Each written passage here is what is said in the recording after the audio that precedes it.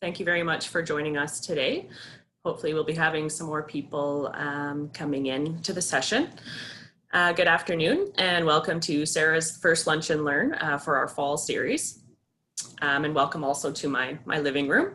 I'm still working remotely from home at this time. My name's Stephanie Hendrickson. I'm a knowledge broker at the Center for Education and Research on Aging and Health. It's been quite a while since we've run a Lunch and Learn, so it's good to be back doing these sessions. We're very happy today that we have Cherie and Kimberly Ramsbottom from Hospice Northwest with us to present on palliative care for the vulnerably housed in Thunder Bay, an update and a work in progress. And we're also pleased that you're all able to join us as well. Before introducing the speakers, I did just want to mention that we're recording the session today so it can be viewed later.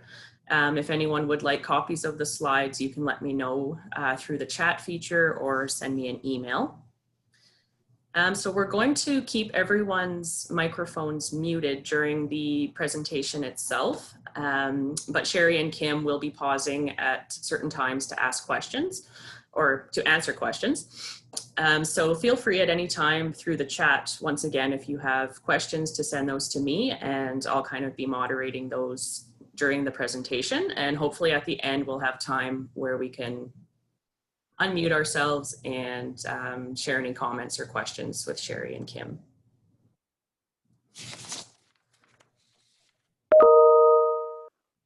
Hearing beeps, sorry. So with that being said, I'm going to go ahead and introduce our speakers today so they can take the floor. So we have Kimberly Ramsbottom, who has a Master of Social Work degree with a specialization in gerontology. Throughout her personal and professional life, she has witnessed the importance of holistic care, especially for individuals who have a life-limiting illness. And working at Hospice Northwest offers the opportunity to provide that enhanced holistic care that she feels is so vital and necessary to have a good death. And Cherie Koch is a mother of 3, married for 23 years, and born and raised here in Thunder Bay. Cherie has had an eclectic career in both nonprofit and for-profit management, with a focus on program development, planning, and implementation. Currently, and since June of 2018, Cherie is the Executive Director of Hospice Northwest, and Cherie has been successful in growing the breadth of work that Hospice Northwest does in Thunder Bay and also to the east of Thunder Bay, including the work in grief and bereavement, the quick response team, and the work done with the vulnerably housed. So thank you very much for joining us, Cherie and Kim, and you can take it from here. Wonderful. Thanks for inviting us, Stephanie. And the title is an update and a work in progress. And Stephanie invited us probably in January to do this presentation. And I said, I don't think we're quite ready yet, but we are delighted to be here today. And Kim and I have lots of information to share with you on what we've been doing, but there's still lots of work that still needs to be done. And the other thing I just want to mention is that Dr. Kevin Bezanson will be speaking a little bit too today to one of our slides later on in the presentation. So I just wanted to say thank you to him for being here today as well. So we're gonna, my screen just went blank, but the agenda for today is to cover 4 different things, different topic areas. One is the St. Elizabeth's training that we're doing. Number 2 is our working group and where we're at with our vulnerably housed working group in Thunder Bay. The third item is Hospice Northwest and what we're doing within our organization for the vulnerably housed. And the last thing we're going to talk about is Gash Kindamadaye, a brand new grief support group for Indigenous people. So thanks, Kim. So like we said, the first thing we're going to talk about today, if we can, is we're going to be talking about the St. Elizabeth's curriculum. So it's a workshop for staff who work with the vulnerably housed. So the folks that we deliver this training to are folks that are working like at shelter houses and that kind of thing with the vulnerably housed, but they don't necessarily have a healthcare background. So in the fall of 2018, Hospice Northwest, through the Regional Palliative Care Program, was introduced to the research arm of St. Elizabeth's, and they had a whole program started for the vulnerably housed, and they hadn't delivered the program yet. So we were in touch with St. Elizabeth's. We learned about their curriculum and we decided to move ahead with that research program with them. And so the only thing we had to do was we had to register all of our participants through St. Elizabeth's. They had to go through a survey before they participated in the program, before and after, to see if they learned anything about palliative care. And so we're delighted to inform everybody that the very first workshops in Canada actually happened in Thunder Bay. There was three of them that took place March 4th, 6th, and 8th in 2019. And since then, Hospice Northwest has delivered 23 workshops in Thunder Bay and delivered the program to 199 frontline workers that deal with vulnerably housed in Thunder Bay. And Kim is going to now explain that workshop and how it works in Thunder Bay. So Kim, I'll let you take it from here.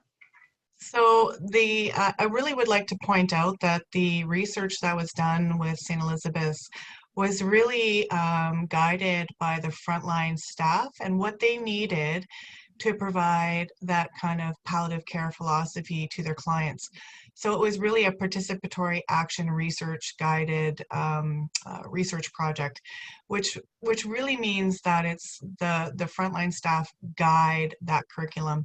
And what we found here was when we did the pilot, we did the 3 pilots way back in March of last year, and we found that after those 3 pilots, we sat down with St. Eliz and we discussed that curriculum really didn't fit necessarily the needs of our frontline staff here that work with vulnerably housed. So we kind of went back to the drawing board with St. Elizabeth's and we made it very specific for people in our area that are working with the vulnerably housed. So what that meant was now the curriculum had an introduction of the palliative care philosophy and what that meant, and especially to their group, right, to their clientele. And then we talk a lot about trauma-informed care and how the frontline staff can advocate for their clients, the resources that are out there. And that's a huge thing for staff, is that they're recognizing that there are a lot of resources that they didn't even know about in our city. Language and terminology, so that they had the correct terminology to when they're working with you know, the ambulance, EMS services. What do they need to think of, and what language do they need to use when they're communicating with the EMS, so that they're getting the proper services for their clientele. And a lot of our curriculum now is based around grief and the grief experience that frontline staff are going through. As we know that, you know, there is grief that people will face that work with this kind of clientele, and as well as, you know, in palliative care. So we're working on a lot of grief education. And also too, going forward, what we're finding is that we have a lot of people coming forward about this training and excited about this training. And you know, to date, we've trained the Shelter House, Quickie Win House, SOS program, Grace Place, Wequidon Lodge. Wequidon Lodge has pretty much had every one of their staff almost trained now, and continues to want to train all new staff coming in with this training. Path 525, which is our safe injection site. We've had talks with Do Drop In, Salvation Army, Thunder Bay Regional Health Sciences Center. With the emergency department, they'd like to have some training, and as well as EMS. And here is just a quote from one of our participants, and it was really important that they learn about the language that they need to use. Thanks, Kim. And the one thing I was going to say about the St. Elizabeth's training is it very much has started opening the lines of communication between the frontline staff and the police and EMS. They're able to see each other's perspective a little bit more. And Yeah. We did get delayed a little bit with COVID, as you can imagine. We were prepared to move ahead to do more training in the spring. And we are going to be working with the agencies again this fall and into the new year to start training again. we're going to see right now if there's any questions about St. Elizabeth's curriculum before we move on to the next thing we wanted to educate and tell you about. Any questions about St. Elizabeth's curriculum and what we're doing with that? Anything come in so far, Cherie? Okay, we'll move on to the next topic item, and that is the working group in Thunder Bay. And many of you may be aware of sort of the history of the vulnerably housed in Thunder Bay and where it like how it came to be. But I just want to give everybody a bit of a history, because I wasn't even with Hospice Northwest when this happened. But in 2016, Dr. Naheed Dasani came to Thunder Bay to talk about his Peach project, and it was actually a dialogues that Hospice Northwest had conducted. At the end of his discussion, it was all about how to help vulnerably housed in Toronto area. And at the end of his discussion, Hospice Northwest had a list out or collected names of folks in Thunder Bay that were interested in pursuing this work. And in and around, so we had this list of people that were interested in the work. And in and around the same time, Delico came up with 13 recommendations that needed to happen for the vulnerably housed in Thunder Bay in order for them to receive the care for palliative care. So we're in and around the same time, both of those things happened. However, there was no one person to lead the work. So really nothing happened with that list of names and the 13 recommendations.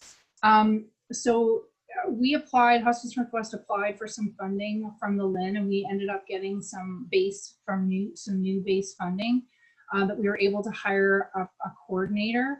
And so in November, we had our first meeting with the vulnerably housed working group. We contacted every single person that was interested or had their names on the list from Dr. Naheed Dasani's project.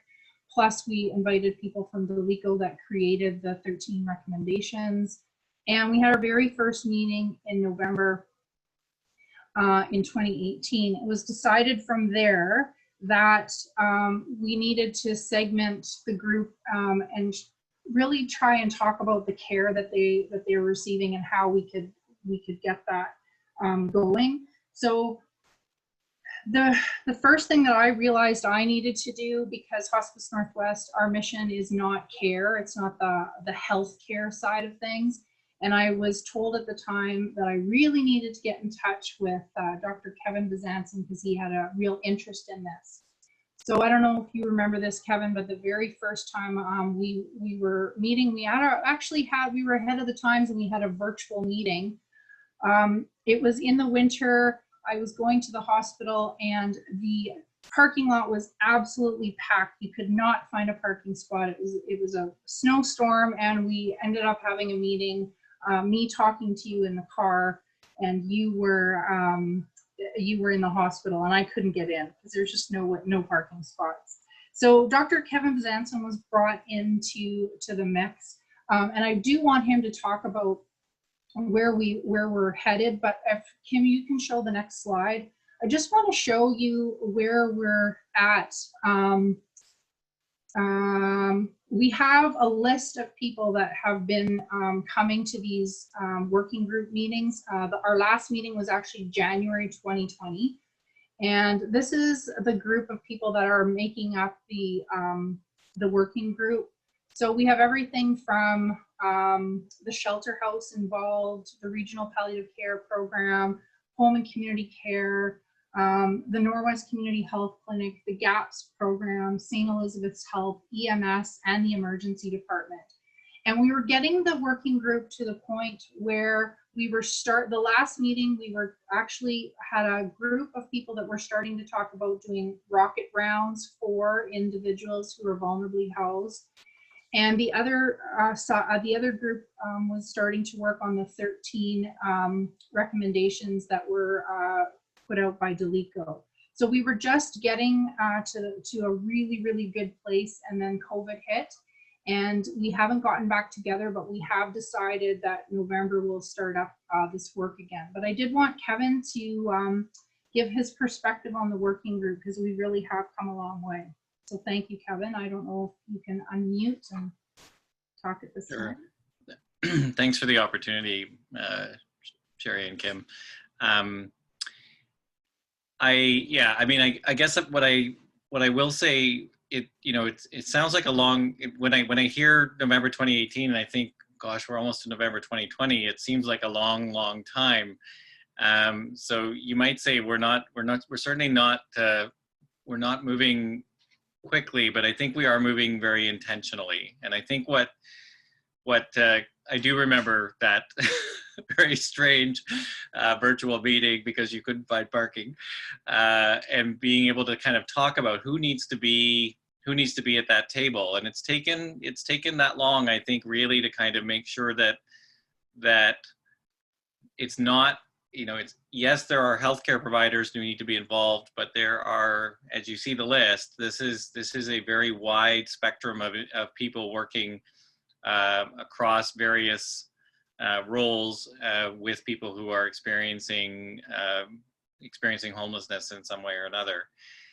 I think what I'm excited about is that there have been already synergies that have emerged. So I think I can speak to a few patients or clients where, because we knew Sean personally and because we knew the situation with home care, and because we were able to kind of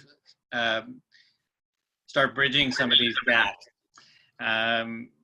making home visits to Kukwawin, for example. And those were things that had happened occasionally before, but not in a consistent way. So I know we have a long way to go, and it is really unfortunate that COVID kind of came along and I think knocked us off our stride a little bit in terms of starting to really routinely get together and try and identify and make sure that the services are coming together to deliver palliative care in whatever form makes sense for those individuals. So I feel like it's been a fantastic opportunity for people to kind of to connect and reconnect in some cases. And I'm looking forward to being able to kind of put hands and feet to it a little more in terms of regular communication and ensuring that we're through what I hope will be semi-regular rounds, being able to bring all of our presence together a little more consistently to patients needing palliative care who are experiencing homelessness. Thank you, Kevin. And again, I'm just going to stop and see if there's any questions that anybody has about the working group, where we've come, and any questions about the working group at this point.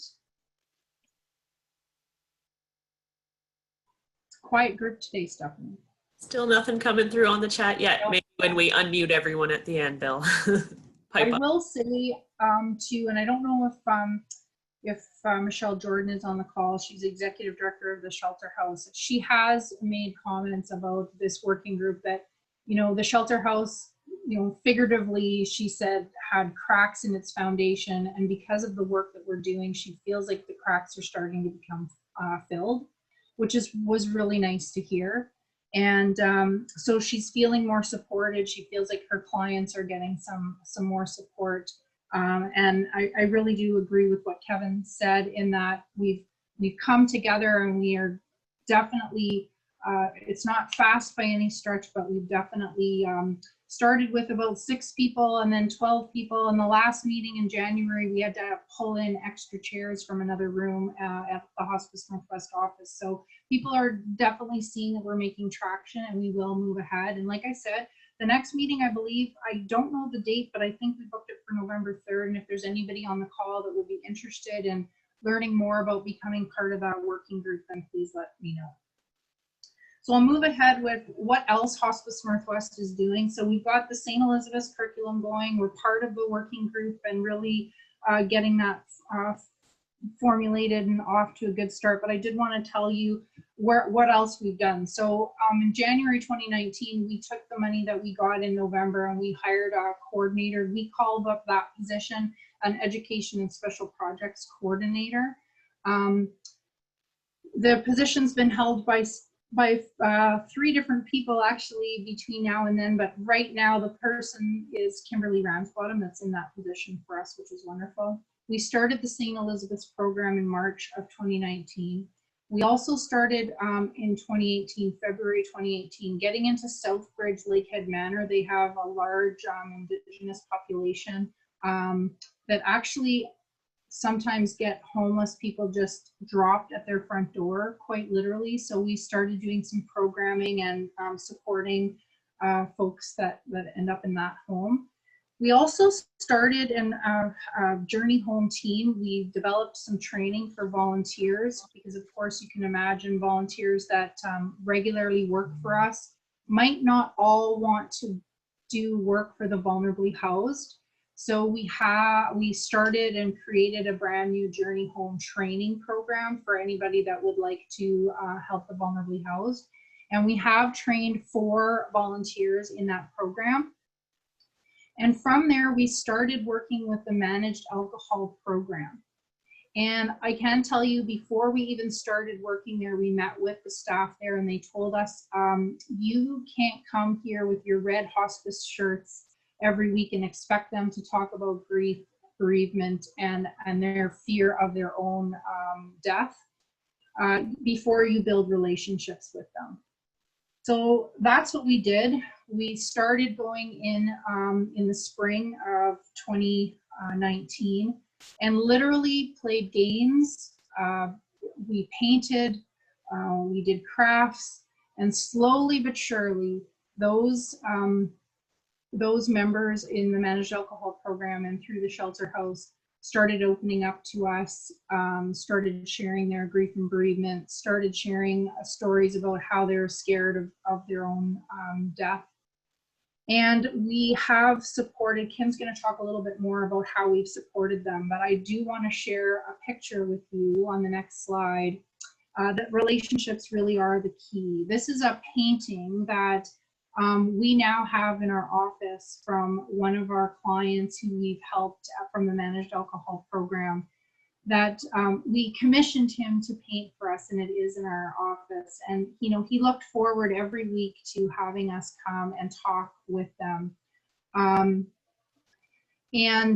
Just really wanted to point out visually that relationships are the key in helping these folks. You can't just walk in and start expecting them to come to clinics and that kind of thing, but being there every week for them consistently is proven to be helpful. And I'm going to turn it over to Kim now, who will share a couple more stories and how else we've helped with that population.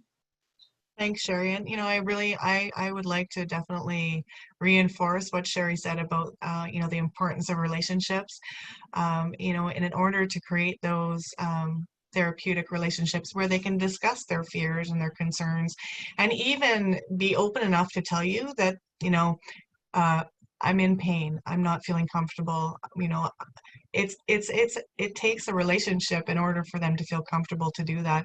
And I think that with many of our vulnerable populations, you know, that's the first part of it is gaining that relationship. And I see Susan Bailey here, Sue Bailey.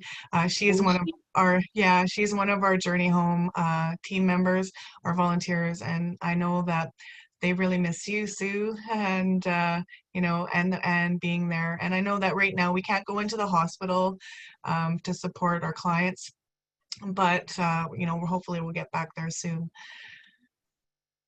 So what we are doing though right now, and how we are trying to support, you know, Quickie Win and the shelter house, is through memorial services. The first memorial service, we sat down with Michelle and and we talked about how can we support in a way, you know, especially with all this grief that's kind of coming out of the education that we started, and recognizing that there is a lot of grief that people are feeling. And I think that anybody that works in the healthcare field or caring field knows that with our lack of resources, we often, you know, we're just task orientated and trying to get through the day and not even acknowledging our own grief. So we came to the table, and Michelle, you know, really recognized how can we support. And it was about coming up with a memorial service. And our first memorial service was held last year on September 12th. And we had a great turnout. We had a lot of community partners that showed up to really show their support, you know, for the staff and for the residents that have lost many people. And we had a little mini ceremony just recently up on Mount McKay with Win staff and residents, as they had quite a few deaths in the last 6 months, and they were having some real, you know, unresolved grief issues, and how could we address that. So we had our elder Beatrice Twants Hines take us up to Mount McKay and lead us in a little grief ceremony. Our next one that's coming up, as you can see here, is on September 22nd. Next week from 10:30 to 11:30, and we've actually, because of social distancing and all that new kind of policies and regulations, we've actually applied to close the street. So we're closing George Street to allow for that kind of social distancing. How we're continuing to support staff is we go in if there is you know, a death that happens. Just recently there was an overdose, and you know, we went in and supported staff as needed. So we're there to just talk one-on-one with staff and support them, you know, as they feel they can, again, talk about it in a safe place, right? And you know, many of the staff and residents face numerous deaths over a year. So that's why we have the next memorial service coming up. We'd like to continually have this service every year to continue to, you know, support that grief process for everyone involved in services. Are there any questions about the memorial services?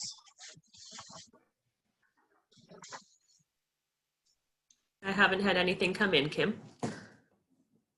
I will also just add that although a lot of our work with the vulnerably housed is revolved around grief and bereavement, we also have helped clients with their palliative end-of-life cases where we've actually followed them from the managed alcohol program to the hospital, and in one case actually back to the managed alcohol program where she wanted to have her end of life. So we have been helping out a couple of times with palliative cases as well. And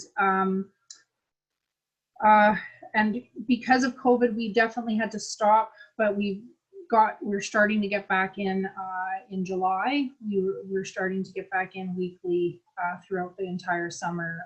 And when I say back in, it's in the backyard in their garden. I don't know what we'll do when it gets cold out, but right now we're seeing them weekly. So the last area that we want to talk, and Kim, you can go to the next slide, yeah, is our, this is a future program, but we're really excited about this one, and we definitely know that this will also help Indigenous folks and potentially some vulnerably housed as well. So Hospice Northwest has always had a grief and bereavement program called Hearts and Hope, and it's been in existence for about 8 or 9 years. But we have been finding in the last few years, we've actually had an instance in one particular Hearts and Hope where we had a couple of Indigenous clients sign up for the program, come for one day, and then leave because it wasn't what they needed.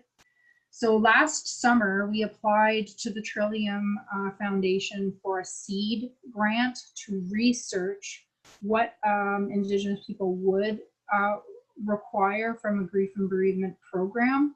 And we were lucky to receive $75,000 last fall. We hired, and what we did is Kim was already with us and she really wanted to take this project on.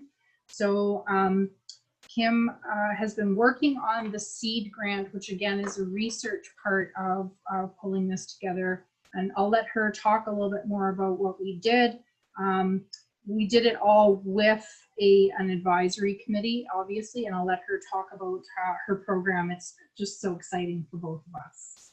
Thanks, Kim.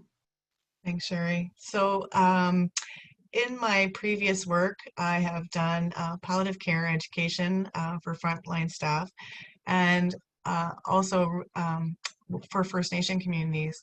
And going across Ontario and delivering this education, I definitely recognized, and we recognized, that there was so much grief in the communities that they're facing, cumulative grief and a lot of anticipatory grief. And then there's, multiple griefs that they're facing, not just one at a time.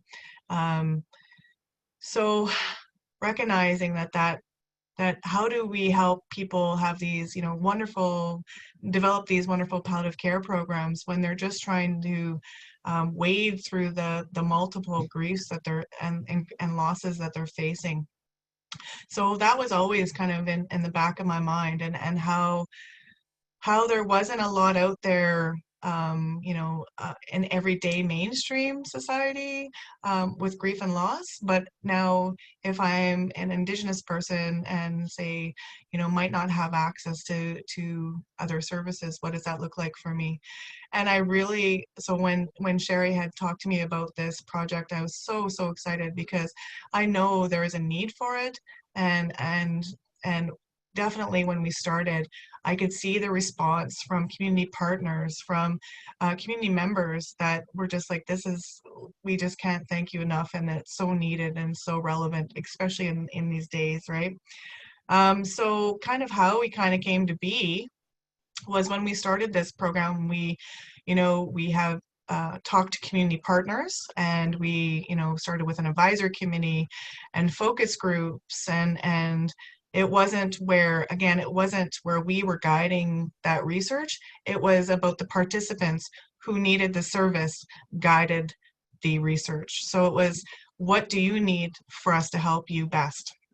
And that's the great thing about Hospice Northwest, is it really wraps their services around the client, not the client wrapping themselves around the service. So for Hearts and Hope, so when I started this program, was really seeing what Hearts and Hope, so Hospice Northwest has a Hearts and Hope program that they offer, support programs that they offer, 6-week program usually, 6 to 8 week program, and they offer that to community members at a no fee.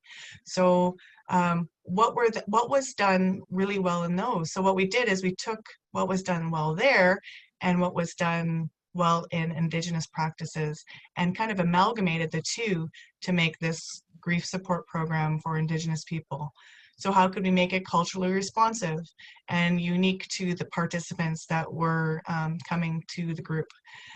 And it was really about, also putting our minds in the impacts of historical trauma, the complex generational grief that people have been experiencing. How do they process these multiple losses? And especially here in Northwestern Ontario, where we don't have a lot of services, especially in this area. And so when we came to the drawing table, it was taking the strengths from, again, what was happened previously, and strengths from the Indigenous communities and what they're doing well and how they're supporting each other. And it was really about amalgamating them, coming together. And then our first program that we ran was in July of this year. So we just very brand new, and it was a 1-day program. So we have 2 programs that we run, a 1-day program and a 6-week program. They're very similar, they're just spread out a little bit differently for time-wise. The 1-day program that we just had, I can definitely say we were a full group. We had 2 helpers. Beatrice Twansheim was our elder, and Claudia Otto was our other helper.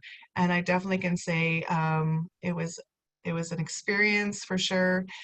Even our name of our group, the Gash Kamadee, was given to us by our elder, which means be grieved from the heart. And it was really about coming together and having those experiences and having a culturally responsive program that people could feel safe in.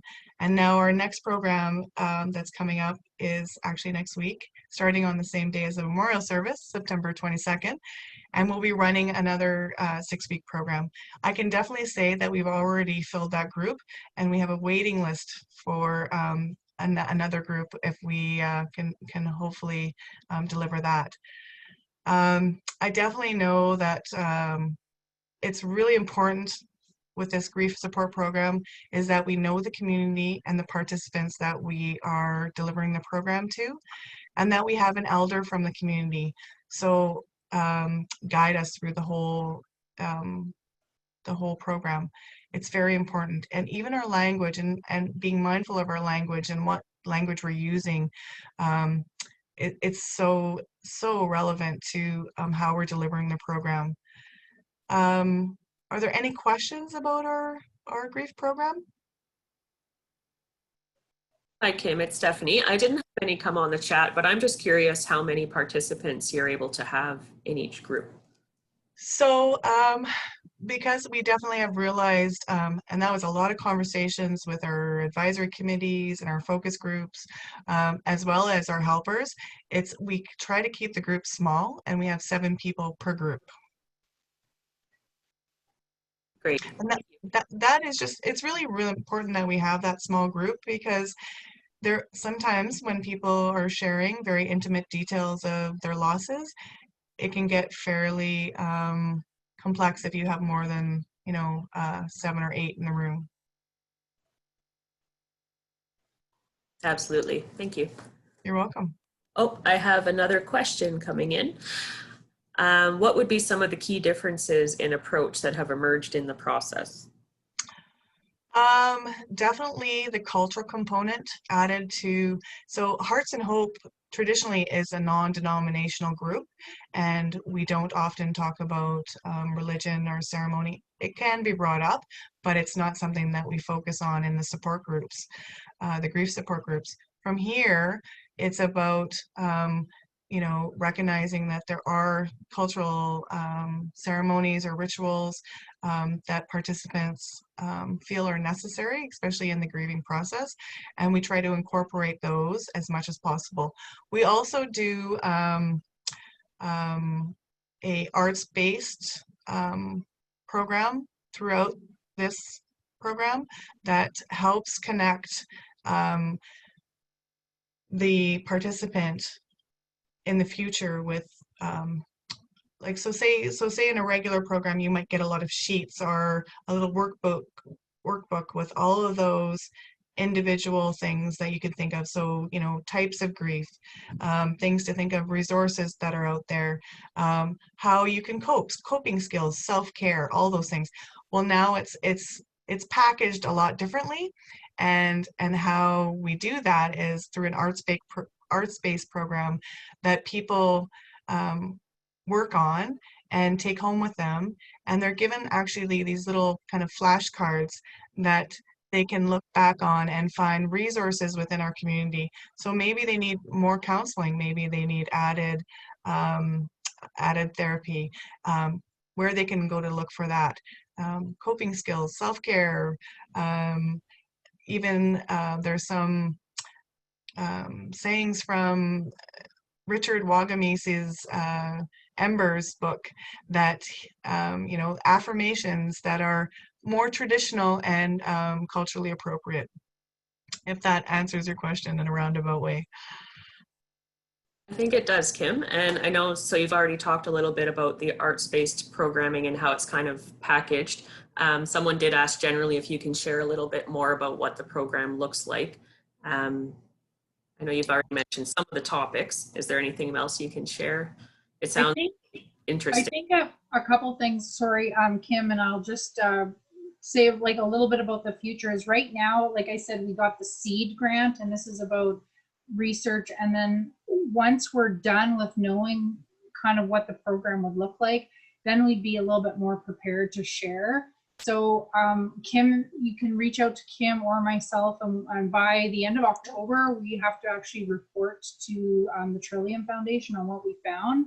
And then we really do want to start delivering these workshops by January. So if anybody is interested in knowing what they look like, maybe helping with the delivery of them, then you can reach out to Kim and I, and we can definitely bring you on board if that works out for you. And even just one of our intake questions, it's different. It's different for the process, right? Just, you know, what do we need to know to keep you safe? And whether that's a cultural consideration or religious consideration, whatever that might be, right? So even just recognizing that one of our helpers, she does do cultural ceremony at the beginning and during and at the end. And, you know, do people feel comfortable with that? And if they do, you know, recognizing that this group might not be necessarily a fit for them. And it looks like you have people interested in possibly assisting. So I know you'll both be sharing your contact information at the end. So great. Wonderful. Thank you. The other thing I did want to say too, that the reason for the 1 day workshop and the 6-week workshop is potentially being able to take a 1 day workshop up to a community, and then the 6-week workshop would be sort of more for local folks that might live in Thunder Bay or close enough that they could come to be a part of a group for 6 weeks. We definitely recognize that, right? Like depending on again, wrapping it around the clients. So if the clients need it to be a 1 day workshop, then that's what we're going to provide.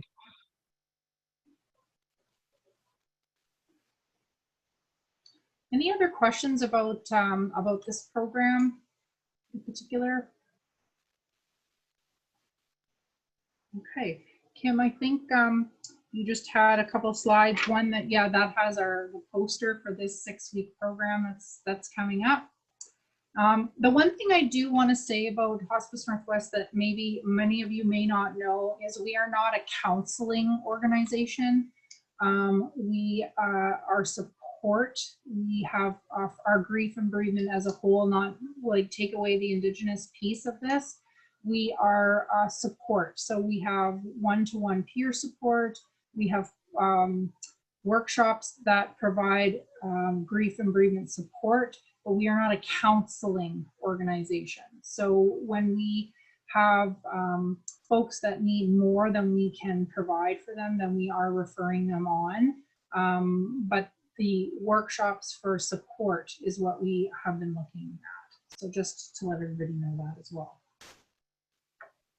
And then Kim, yeah. And we definitely really want to thank like our community partners and our helpers that have just been working so, and you know, and that really speaks to me about the importance of this, you know, this program, because the participants and our community partners and our advisory committee and our focus groups are all so, you know, ready to see this succeed and to bring it to our communities. So we definitely want to thank Natalie and Georgina and Beatrice and Claudia and all their work that they've done. Great. So that pretty much comes to the end of our presentation, and we just wanted to again thank Kevin for speaking about the working group, and just wondered if there was any other questions about anything we talked about today, any suggestions about where to go with the vulnerably housed in Thunder Bay, any questions at all. We'd be happy to talk about them more.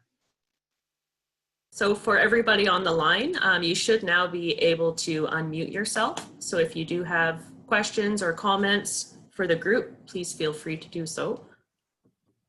Hi, yes, this is Tanya. I work for an agency called Elevate that does a lot of work with people who use drugs and people who are living with HIV and Hep C. And I'm just wondering how we access those palliative care services for people who are vulnerably housed if we're not working with people who are maybe staying at one of the sites you already visit? So I'm not sure if Kevin is still on, but you can go through, I believe, home and community care. Are you talking about care, like the care that they might need? Yeah. Yeah. So you could go through home and community care. And Kevin, you can help me out with this answer, but bottom line is sometimes the home and community care has heard that they won't go see a client if they don't have a regular address. So you do have to flag that they are potentially might not have a permanent address, but home and community care has, like, that's one of the things that we worked through with them, is that they do have to recognize that some people might not have a permanent address, and we have to work a little bit harder to get to them. And our working group was definitely talking about that. So you go through home and community care to refer a client to a physician. Is there any way that we can stop sharing the screen now? Because I can only see Kim and it's really hard to talk. And then, oh, that's great. Thank you. So Kevin, I don't know if there's anything to add to that, but is that how people should refer clients? I guess I might just say that the answer depends a little bit more on where that person is at and what their needs might be at the time and what would be the best way in. Because I know that, again, I think certainly from experience, I would say that this is not that often experiences with the healthcare system or with people in the healthcare system has been highly variable and sometimes not very conducive to trust. So yes, home care is available for people who it's supposed to be available for anyone. It's supposed to be available regardless of whether your housing is something permanent or semi-permanent. I do know that we've had challenges as well with that actually happening, with certain people not feeling, how can I say, feeling that they're safe perhaps as providers, or feeling that if they reached out to somebody and didn't get a response right away, that then that person is flagged as a not accepting care kind of scenario. So I think what we've tried to do with that group, and maybe that's the helpful piece, is to think about the people in that circle who are trying to stay connected around the palliative care needs, would be to reach out to one of them. And certainly I don't mind at all if you reach out to, because again, I don't see this as being an overwhelming number of people all at the same time. I might live to regret this, but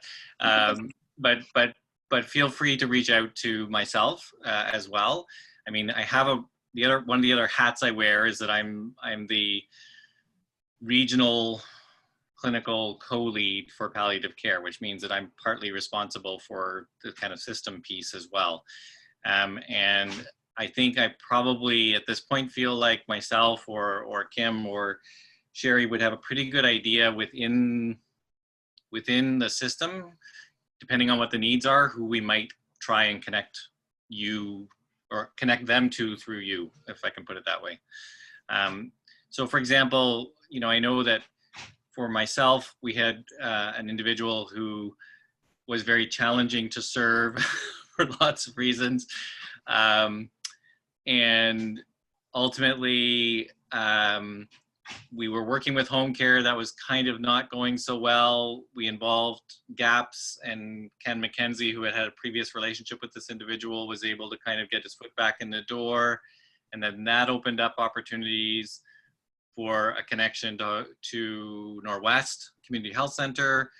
And ultimately, that individual ended up in hospital with some unexpected complications, and then in hospice for end of life, and a really beautiful, actually, reconciliation with her family, with parts of her family.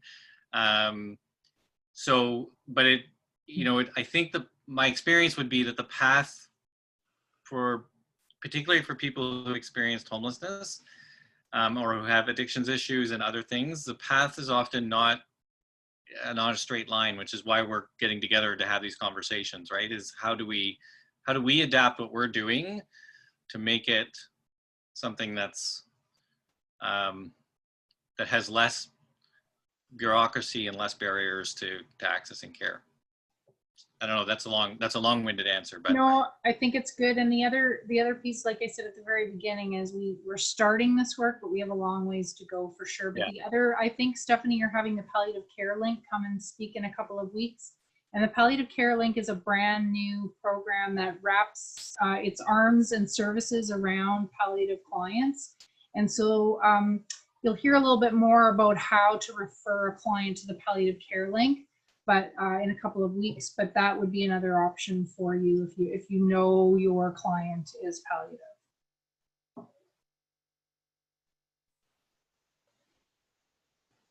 Thank you. Thank you very much. And I think Palliative Care Link, yes, we're very pleased to have a presentation from them. I think it will be in November. Okay, sorry, I thought it was. No worries. Okay. Do we have any more questions or comments from anybody? maybe just to add that, I don't know, is someone here from Palliative Care Link on the call? I don't think so. Okay, I'll just maybe just to add that, I mean, they've also had the unfortunate reality of trying to figure out how they're doing what they're doing amidst a global pandemic. So, you know, I think this is also everything is always a work in progress, but even maybe more so in the last 6 months. So, but I do know that, yeah, they're seeking to be a place where if you don't know who to call, and how to connect, that they're there to kind of help provide some guidance. So that's a very good point. Yep, and we can get you the referral form for the Palliative Care Link. Is it Tanya that asked that question? If you want to reach out to me after this, I can get you the actual referral form, and then you can always refer clients directly to them. And I don't know if it was mentioned that that's through Northwest Community Health Center, the Palliative Care Link program.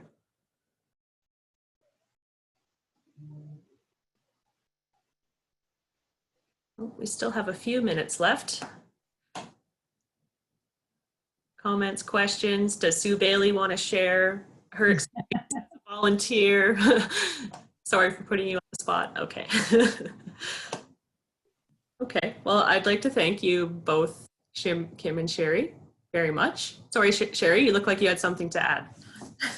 Oh, I thought Sue was trying to talk, and I was just gonna. You're just getting excited. Yeah, but that's okay, Sue. No pressure. Sue can always talk. Am I unmuted? No, now We can hear you. We can hear you now. Okay. Yeah. So I really just wanted to say what a fabulous description of programs you've just unfolded for us. It's been so needed for so long.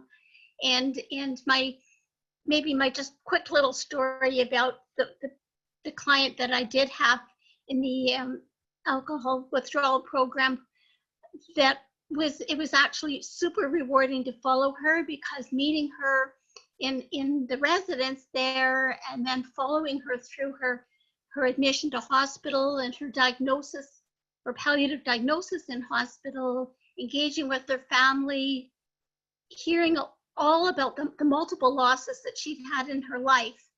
And she actually was able to reconcile with her family and go home, and had I think a very peaceful home death. So it was just an amazingly wonderful story, and it's a good example of the work that can be done and is starting to be done even more effectively. And I'm just totally enamored with the grief program. I think that's amazing. So well done, all of you. Thank you, Sue. And I should just mention to everybody on the call, maybe they don't know, that Sue is one of the 4 volunteers that we've trained so far for the Journey Home team. Thank you very much, Sue. Great to see you as always. Yes. Okay, so we're coming up on time. So thank you very much to Kim and Cherie, and also for Dr. Kevin Bazanzin for joining us today. I feel like the passion for the work that you do just always really shines through. So thank you so much for taking the time. It is inspiring and awesome to really see how this work has continued on and come so far under the leadership of Hospice Northwest, which was greatly needed. And I'm looking forward to attending the memorial next week. Oh, great. Thank you again for all the work that you do. Everyone's welcome, 10:30 next Tuesday at the shelter on St. George Street. It will be closed down. Wear your mask. Keep your It'll be a distance. very powerful service. So thank you all for joining us today. I am going to just launch a really quick evaluation poll, if you don't mind answering 3 quick questions for us, just to help evaluate our session. We'll be sending out information for our next Lunch and Learn session very soon. And yeah, take care, everybody. Have a great afternoon. Thank you. Thank you. Thank you, everyone. Take care. Thank you so much, everyone.